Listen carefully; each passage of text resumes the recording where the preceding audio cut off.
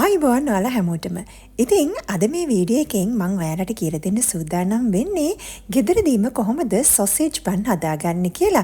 ඉතින් මේ වගේ ලස්සනට රසට පිරිසිදුවට ඔයාලගේ චූටි දුවලා පුතාලට ගෙදරදීම ඉතාමත් ලේසියෙන් සොසේජ් බන් හදලා දෙන්න පුළුවන්. ඉතින් ඔයාලට පේනවා ඇති මේකේ පාට. ඉතින් ඉතාමත් ලස්සන කලර් එකක් ඇවිල්ලා තියෙනවා. ඒත් එක්කම මේක මේ විදිහට දෙකට කඩලා බැලුවොත් මේ බන් එක හොඳ soft එකට ඇවිල්ලා තියෙනවා. ඉතින් මේ වගේ රන්වන් පාටකට බේක් කරගන්නේ කොහොමද? ඒ වගේම soft එකට කොහොමද මේ බන් එක හදාගන්නේ කියන රහස අද මම මේ වීඩියෝ එකෙන් ඔයාලට කියලා දෙනවා. ඉතින් මේක ඔයාලට small business එකක් විදියටත් පටන් ගන්න හොඳම අදහසක්. ඉතින් අද මේ වීඩියෝ එකෙන් ඔයාලට sausage bun හදන හැටි හැම දෙයක්ම ඔයාලට ඉගෙන ගන්න පුළුවන්. එහෙනම් ඉතින් වෙනද වගේම first comment එකේ සම්පූර්ණ වීඩියෝ එකේ link එක තියෙනවා. ගිහින් එන්නම්. ඔයාලට සුබ දවසක්.